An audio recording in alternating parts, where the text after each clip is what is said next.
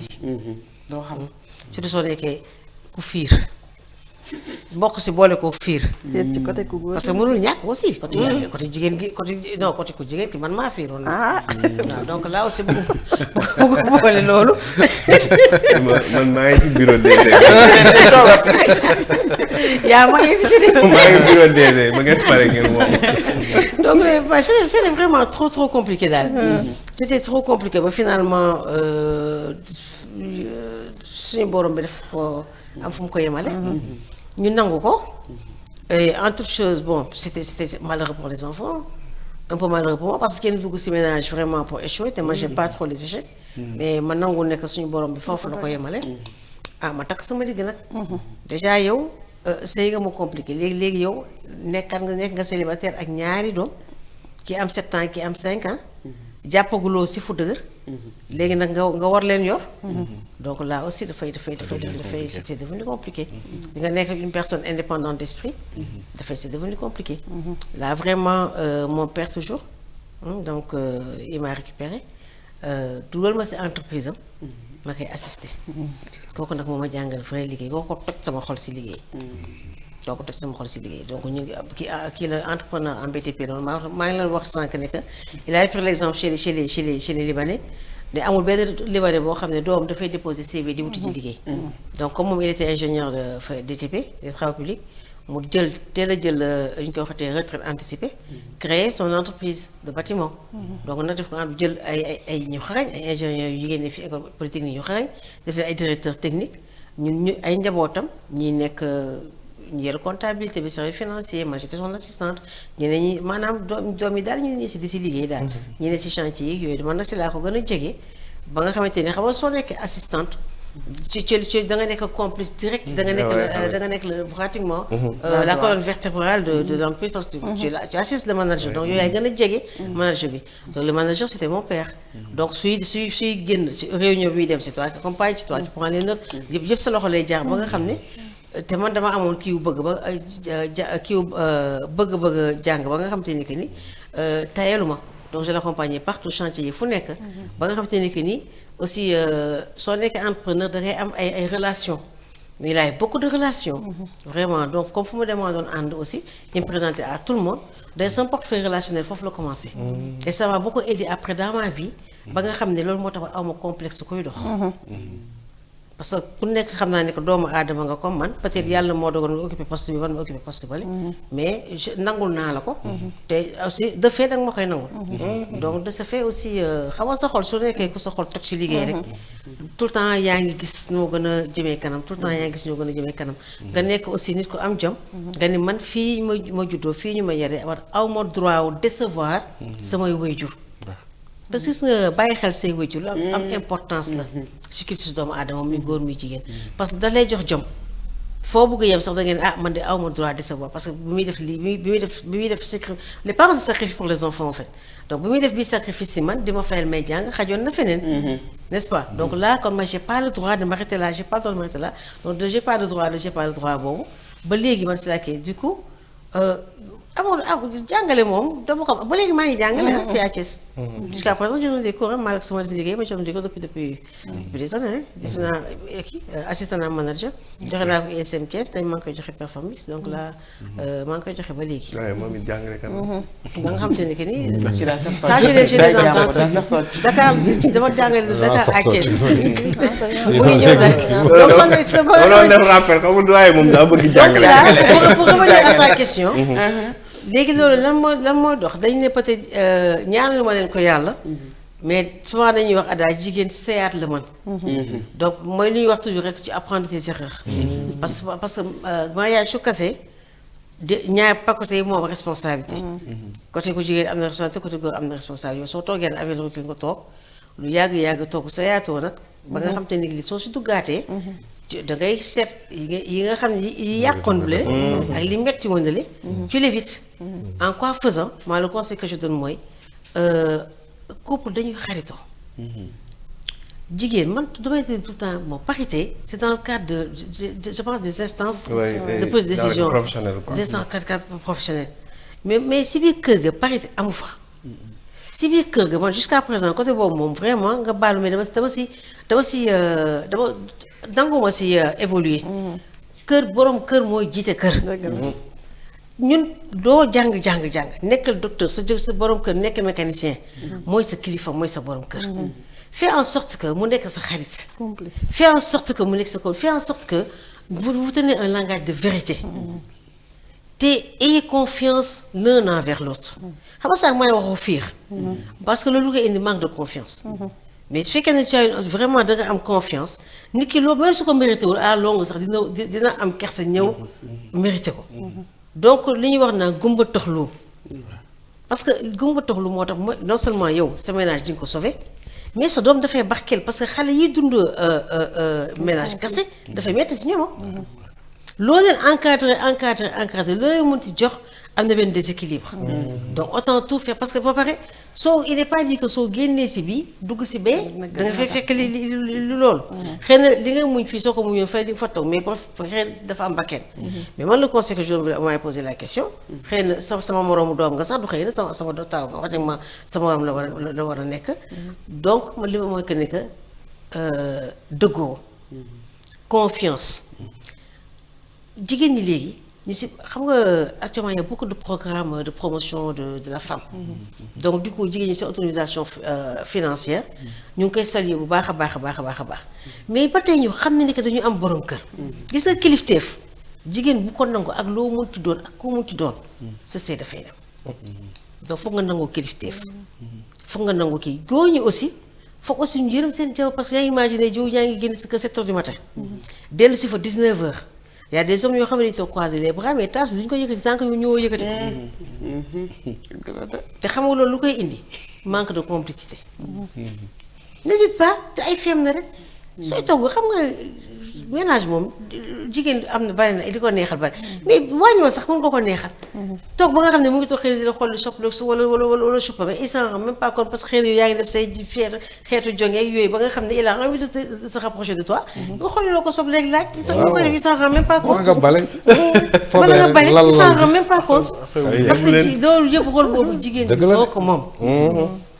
parce que am na parce que góor am na complexe boo xamante ni ki nii du ko am sax des fois mais c'est la société en fait sooy ñëwee fekk nga déggal sa jabar wala kii was kii de jabar da ko jiital kii de lii kii de laa or su fekkente ne yow am na loo xam ne doxali ko sa diggante ak ñoom du déglu ñooñu du kii mais yow yaay dalal xelam donc la góor su ko jigéen dalalee xelam jox ko gëddam jox ko kilifteefam jox ko kiiwam rek dafay nangu j'ai dit à une dame dama demoon benn mission je sais plus je pense au Bénin quelque chose comme ça ma demoon daal si ambassade ba donc ñi fa nekkoon noonu représentation diplomatique sénégalaise bi nekkoon foofu noonu daal daam waaw parité waaw égalité jigéen ki man ko man de bëgguma ko mun na yow madame Sangaré yow ni nga kii wee ni nga tubaabee ni nga man ko man bëgguma ko man ko yow soxna si est-ce que yow ñaan nga yàlla sa doom jël sa sant mun ah déedéet man ko parce que yow sa doom su jëlee sant mooy yow sa doom amul bàyyi man ko de boolu loolu rek ma woon que ne nekk am na foo xam ne ñun fa lay ñu yàlla yemale néanmoins nag jigéen ñi aussi foog ñu jàppale leen foog ñu taxawu leen parce que pour ñu mën a réussir aussi seen liggéey mën a jàpp si kër gi seen xel foog mu dal seen xel seen borom kër moo ko mën a dalal parce que tôt ou tard soo leen observé tôt ou tard kër yi jigéen ñi ñoo koy mujjete donc góor gi nañu teel a comprendre loolu ñu jàppale seen i soxna te su leen jàppale rek jigéen moom pour mu évoluer carrière moom dafay gaaw ndax jigéen lu mu jàpp gis nga madame Diop de xam bi muy wax léegi bi muy def passation de service on la mettait en garde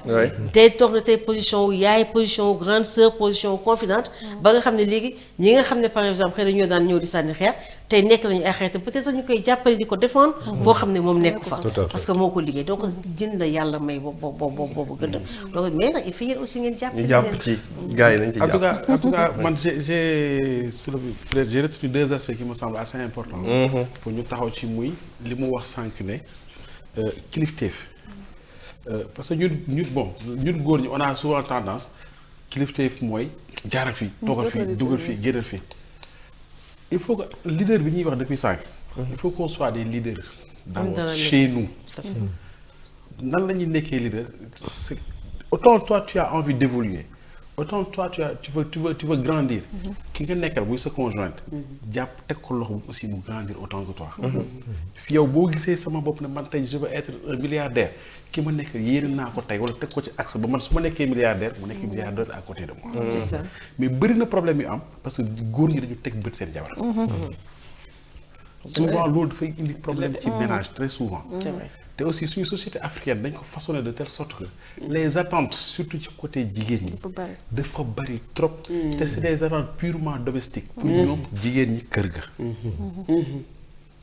pour ñoom jigéen ñi kër ga. bañee ko ba léegi sax dafa mel ni dem na à un moment boo xam ne être femme intellectuelle dans la société africaine dafa mel ni genre tabou.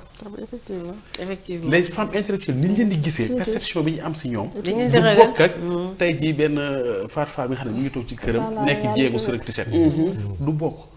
ñu ne waa yow de yow yaa ngi kii yaa ngi nangam. da ngay toog ñu naan la diw mooy jéeg bi diw moom jéeg la macha allah. yow doo jéeg. intellectuel alors que. waaw voilà alors que yooyu c'est des choses yoo xam ne. yu ñu mën a concilier la. gis nga yonent bi daf ñu jàngal benn affaire mu ne gis nga sëy bi la gën a neex. mooy sëy bi nga xam ne dem nañ ba naan jëkkër ji daa ragal jabaram. boobu waxewu ko ci jabar ji yarandiku wala bëri na mais mi koy waxee ci côté complicité bi war am seen diggante. ba yow boo waree yëkkati kaas sax nga tàggu sa jabar. ni jabar di tàggu jëkkër su maa ngi dem nangam góor aussi noonu la ko war a defee. même bu cadre faiblesse bu cadre dara mais. respect tout à fait. respect si ki nga nekk. loolu su amee rek je pense que lu bëri dina mën a dox ci couple bi. maintenant par rapport à la société ça c'est autre chose loolu question ouverte lay doon. parfois sax xam naa ci la bokk. comment vous parvenez à vous imposer vu que femme intellectuelle comme ma ko waxee sànq tabou la yéen nga nekk des femmes intellectuelles des femmes leaders.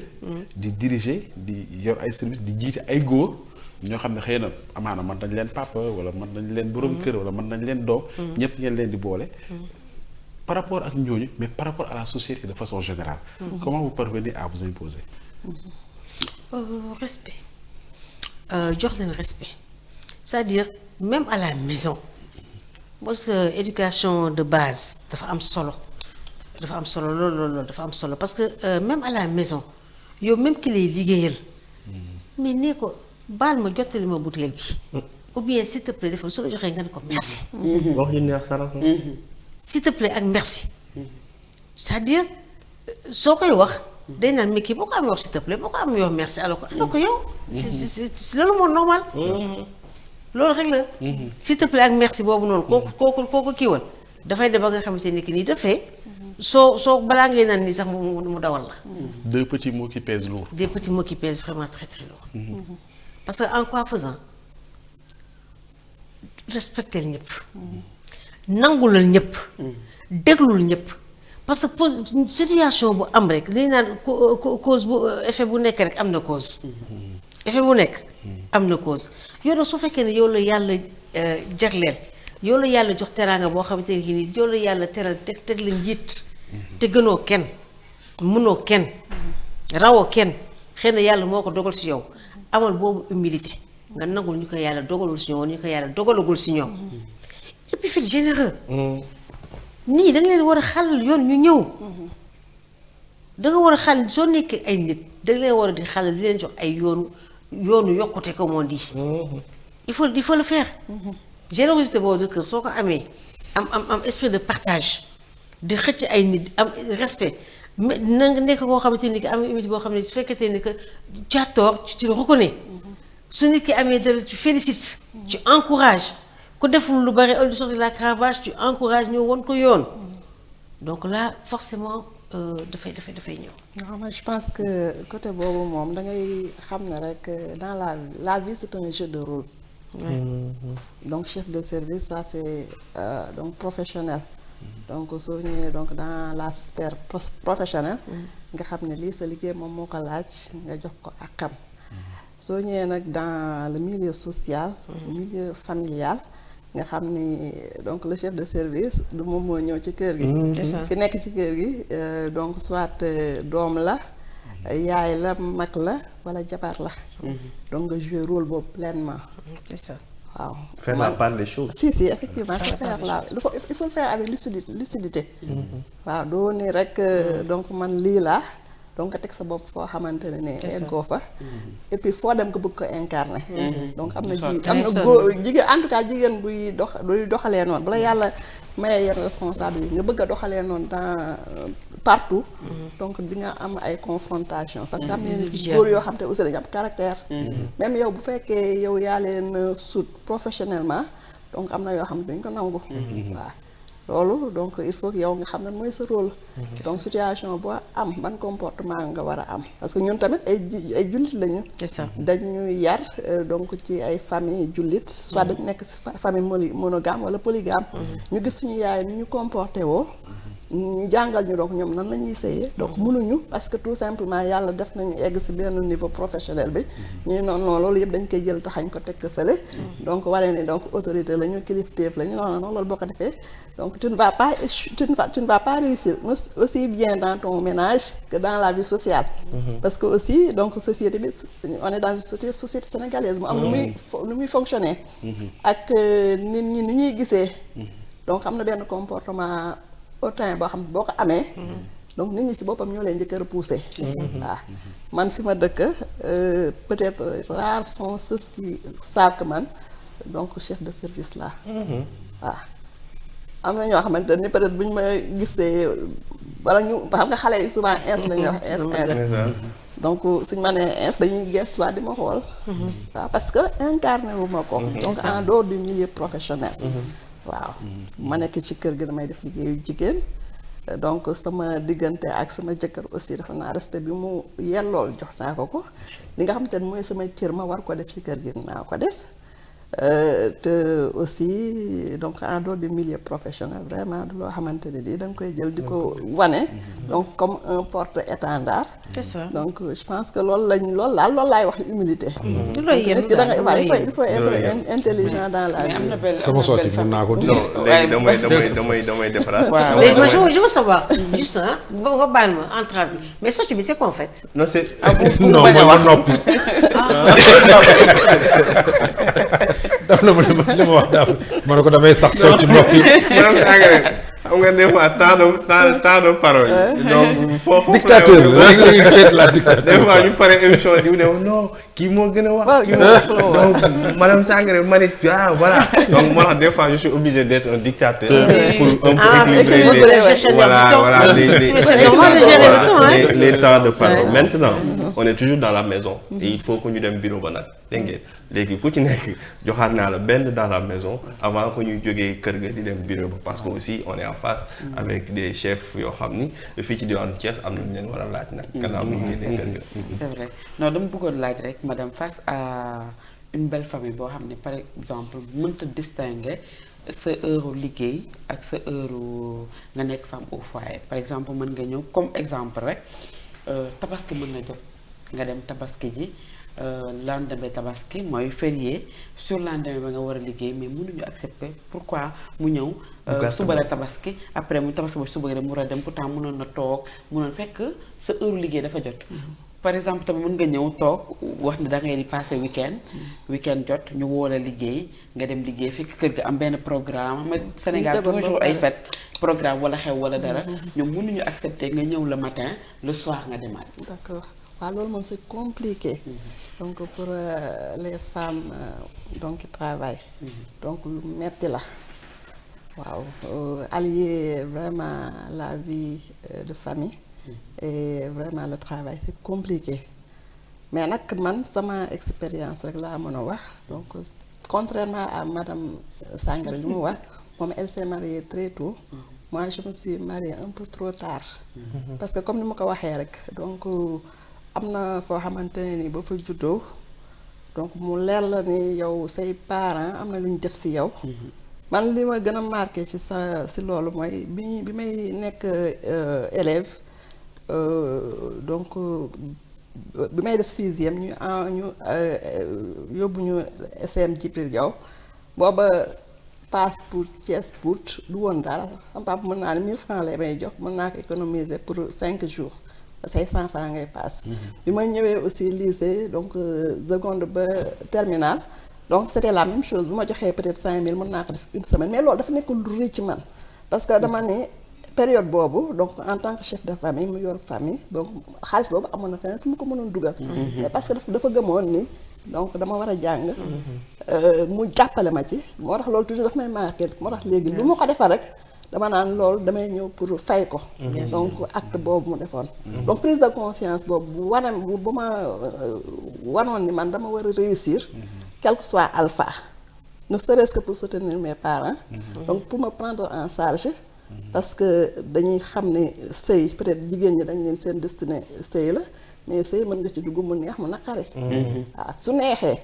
donc yàlla dimbali la nga am si loo jàpp day gën a neex su naqaree doo nekk charge pour ñeneen di nga mën a yor sa bopp donc prise de conscience boobu dafa demoon ba nekk obsession ci man moo tax ma ni donc du ma dugg ci sëy mukk te awma ci lu ma jàpp donc loolu moo tax donc ma xaw a retardé sama donc waaw sama sëy loolu moo tax mu xaw a am retard te loolu macha allah fi mu toll ni du ma ko regretter parce que quelle que soit la situation donc dépendre ma donc ci sama jëkkër même bu fekkee mu ngi def lu ko war si man donc dépendre ma ci moom te bu ma demee ba xam ne situation bi vraiment arrangé wu ma professionnellement donc dinaa am un plan B comme ni nga ko waxee ni donc bi ma marié am na benn instant donc ma dem rejoindre la famille donc de mon mari mais foofu aussi xam nga day compliqué entre jigéen donc soo ñëwee fekk fa ay jigéen yoo xam te ne jànguñu donc waaw boo ñëwee nga dem liggéeyi vendredi nga ñëw nga damay passer weekend déjà le fait que ñu naan da ngay ñëw weekend sax donc dafay mel ne yow c'est un plus donc soo ñëwee ñu bëgg a wax yow nga ñëw dugg ci waañ bi donc di def comme ñu ngee ba ci xawee négli bu ci amee lu ci xaw a sooxe tuuti rek ñu ne waaw donc day jaay ni lii la wala laa la donc loolu c'est très difficile c'est très compliqué moo tax donc bu fekkee yàlla mën loo nag la ko donc nga bañ a dem ci belle famille donc di fa dëkk donc soo mënee daal donc am sa dëkkuwaay donc ngay mën a entretenir de bonnes relations avec elle à chaque fois bu fekkee sa situation may na la ko nga dem foofu seeti leen donc bu fekkee am nga ay teraanga nga jox leen ko donc defal sa sëy neexal ko mais nag boo dëkkee ak ñoom moom vraiment tu vas donc tu vas ce sera très compliqué par rapport à ça en fait bul commencer loolu dul yeggali parce que commencement bi bul commencer yaa ngi dugg si néegu sëy bu nga neexal sa sëy tabaski jot ngay déposer ay permission une semaine soo xasee ba def une fois dootoo ko mën a ci bàyyi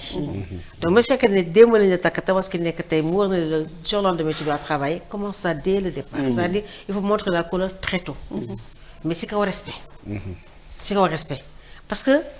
soo amee situation nekk ñoo xamante ni que ni jànguñu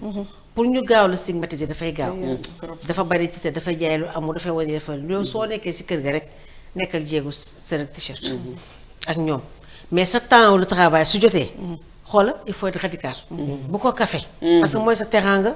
mooy sa sutura te jamono jii ñu toll crise socio-économique mondiale bii c'est le premier mari mooy seen wujj sa liggéey donc là mooy seen co-époux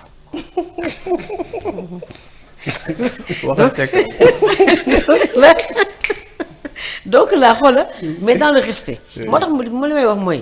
xaritoo ak sa borom kër mooy base yu yëpp suba yow tu n'es pas fatigué parce que moom moo lay jàppale te moom moo la koy imposer sax nag li fekkee ne week-end bi da nga ñëw war a toog comme madame Dior xam nga c'est pas neexul nga trimé du lundi au vendredi vu que ça que le week-end pour te reposer nga ñëw war a dugg waay mais ñëwoon indaale ay yenn bagages yi neexal ba nga xam te ne que ni jàppaay sax neexal leen ba nga xam ne yow tu sens même pas que tu fais la cuisine mais tout le monde fait la cuisine en même temps que toi peut-être le samedi le dimanche moo nekk repos dominical donc laa ngi kii ko c'est-à-dire yow yaay dem ak say fem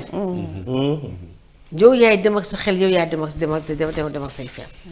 waaw boo xamante ne tappaay ne yaay dem ak say fem ba nga xam te ne que ni danga mën nga jox sa bopp dimanche mu nga nekk mu sa dimanche repos la parce que loo incarné depuis le début c'est ça qui continue. waaw bon peut-être comme ñu ngi ci kër gi ba léegi. boo nekkee. da nga bëgg a dem bureau ba. non waaw bureau ba war nañ fa dem surtout ak la dame ak kii. madame Diop waaw. sant bi daal moom xaw a jaaxal. heureusement ba am na njóobeen bu la xaw a sauvé mais sinon CNN bi moom dama ko doon changé rek. dugal fa benn dugal bàyyi la nga sant Faye wala nga sant leneen parce que seen moom dafa doy waar. alors man sama question peut-être dafay accentuer ci bon d'après yéen seen expérience lan mooy la clé d'un partenariat équilibré bu fekkente ne yow tu as benn carrière professionnelle bu importante ba war a gérer. mais à la maison aussi sa jëkkër wala sa borom kër aussi am carrière bu toll noonu aussi. di nga am ay poste de responsabilité am lu la war lu bëri ci biti sa borom kër aussi nekk nit ku am poste de responsabilité maintenant. pour ngeen trouver le juste milieu waaw pour ngeen trouver le juste milieu ba mën a gérer kër gi ba xale yi duñ ci am du am benn effet bu négatif ci xale bi waaw même yéen ñaar sax seen ay rapports yi en tant que jëkkër ak jabar parce que le travail est toujours stressant dañ koy wax surtout bu amee yenn responsabilité yéen ñaar ñëpp ngeen nekk ci niveau boobu selon vous lan mooy kii bi daal lan mooy secret bi pour trouver peut-être le juste milieu. waaw man nag côté boobu mën naa ni atu la parce que je suis une deuxième. waaw am naa donc aaw. kon yow yaa ngi nekk pale yow. kon yaa ngi nekk pale yow. ak petit pale. waaw peut-être yenn pression yi mën naa ko bañ a am. te loolu peut-être que donc c'est un choix boo xam ne def naa ko depuis parce que man la polygamie mosuma déranger. Contrairement dama ko gisoon comme un atout parce que à chaque fois su ma gisee ñu naan jigéen bi bëggul wujj wala lii def man que ñi li ñu yaakaar ne donc li difficulté la dañ ko waroon a xool nan lañ koy convertir donc en atout parce que si tu es dans une famille polygame yow tu as du temps pour toi peut-être période bi nga xamante ni sa jëkkër day ñëw ngeen nekk foofu ngay nekk di ko entretenir donc doo am jot nekk ci famille beex yooyu mais bu demee yow tu as du temps pour toi donc mën a toppatoo sa bopp su fekkee da nga am looy lijjanti nga lijjanti ko bu fekkee say doom la aussi nga gën a concentré wu soo amee activité aussi mën nga ko dem defi donc moo tax man peut-être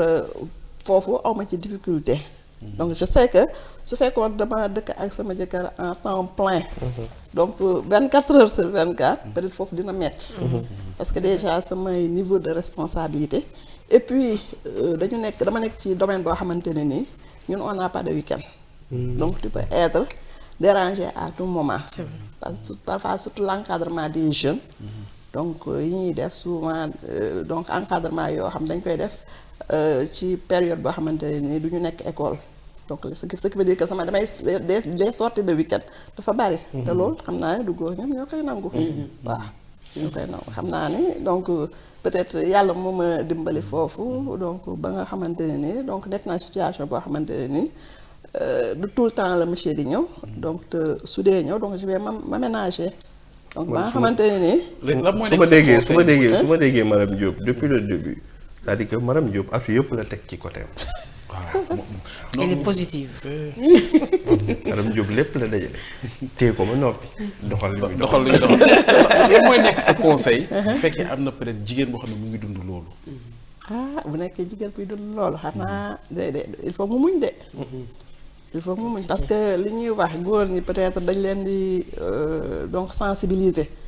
mais les hommes sénégalais mën naa ne plus de 80% ils sont donc autoritaires bu ñu dañ naan maay borom kër gi maay kilifa gi te loolu du quelque chose qui s'autoproclame donc kilifa borom kër boo ko waxee ne man maay moom rek c'est parce que nekkoon ne defoo ko parce que kii Mathéo booy demee ba di ko fàttali rek daa manqué waaw te tout à l'heure madame Sangaré moo ngi wax ni da nga war a nekk sa complice su jëkkër mais du am na góor ñoo xamante ne ils sont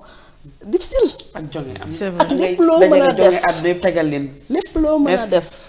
yow da ngay jël yow sax sa privilège bopp teg ko fële pour ñoom mais day mel ni daal donc toujours daal bu ñëwul wane rigueur donc def pression donc seen ngóor a day des waaw loolu moo xam naa ne jigéen ñi koy dund bari na torop léegi nag loolu bu la yàlla nattoo nga nekk situation yooyu muñ rek ak di naxante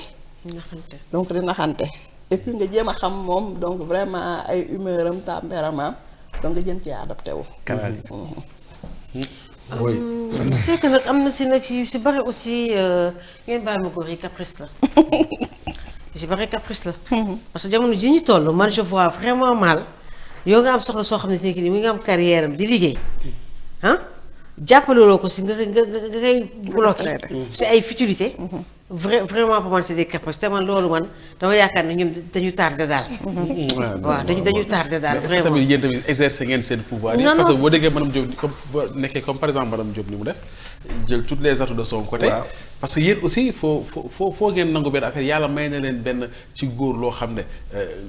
mayu ko góor ci yéen ñun góor ba ñu yàlla teree ñun ñëpp ñu nangoo bàyyi yéen ñu lekk loo pom bi de. am na ñu yàlla tere ñu bañ ko yéen jigéen yéen ñu ko def loo. waaw mooy juste mesurer un peu le poids bi ak influence bi ñu ëpp influence yi yéen ñu lekk loo pom bi ñoo gën a muus rek ñu ëpp influence yi yéen. te yàlla bi mu toll ñu bu leen lekk ñu bàyyi xam nga yow jigéen nga jóge fële. xam nga jamono dafa soppeeku. xam nga jamono dafa soppeeku. te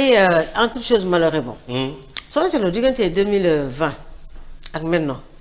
dinañ fi ay crise sanitaire ay crise économique yu tara nga xamante ni que ni góor gu toog tey sa jabar ñoo indi la dërëm wala ñaar dërëm sax doo ko gëmee donc les temps ont changé c'est-à-dire affaire bi dafa tourné évolution dafa am pare non seulement affaire bi dafa tourné mais les femmes aussi par contre ont acquis beaucoup de droits maintenant les femmes ont acquis beaucoup de droits parce que jigéen ñi léegi avant c'était une dépendance totale daaw ñu amal seen bopp donc seen lépp ça dépendait du mari